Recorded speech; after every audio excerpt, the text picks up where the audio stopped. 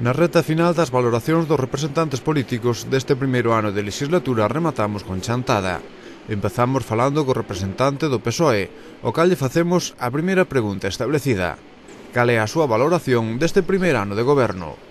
Bueno, pois por desgracia para o povo de Chantada o resumen que se pode facer deste ano faise moi rápido. Nada, de nada, de nada. É dicir, un concello como o de Chantada que ten que vivir polo menos polo que respecta a inversións do que veñan de outras administracións, enténdase Diputación Provincial, enténdase Xunta de Galicia, o Goberno Central, pois absolutamente nada, non? Este alcalde non foi quen de conquerir absolutamente ningún tipo de axuda que este ao marxen do que é o realmente oficial, é que estas administracións por lei están obligadas a darlle, non? Entón, bueno, pues, como non se conseguiu absolutamente nada, nos entendemos que a valoración que podemos facer do actual equipo de goberno pois é un suspenso, neste sentido é un suspenso.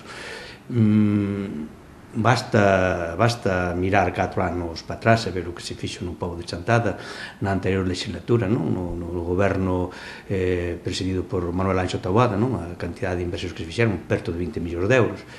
Bueno, hombre, este alcalde ainda lle quedan 3 anos para conquerir eso, pero moito me temo que que non o vai a conseguir, non? Nin siquiera se vai aproximar para nada esa cifra. Bueno, pois, en fin, realmente a valoración tamén que ne teña que facer son as persoas que realmente sustentan este equipo de goberno, non? Que son as que lle votaron, esas 2.500 persoas que lle votaron este alcalde, terán que facer eles tamén a súa valoración, non? E se realmente mereceu a pena o cambiar de alcalde, non? E cambiar de equipo de goberno.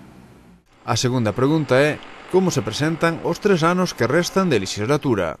Moi negro, o futuro tremendamente negro, porque o alcalde solamente se lle ocurre dicir que hai crisis, e que veña crisis e máis crisis e toda a crisis, claro, e el escóndese detrás da crisis, e non é así, a crisis había no 2011, a crisis había no 2010, e o anterior equipo de goberno conseguiu grandes inversións para a Chantada.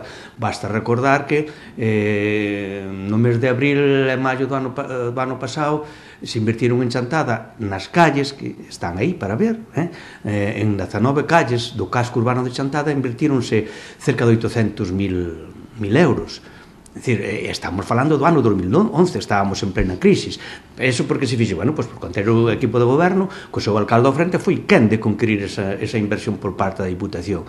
Entonces, é dicir, a min con eso da crisis non me sirve. É dicir, o pase aquí, bueno, parece ser que este alcalde non é quen de seducir, por decirlo de unha maneira, as administracións tanto autonómica como provincial, e así nos vai a todos os chantadinos, non? E todos temos que estar sofrindo, digamos, de alguma maneira, a incompetencia deste actual equipo de goberno nese sentido, non?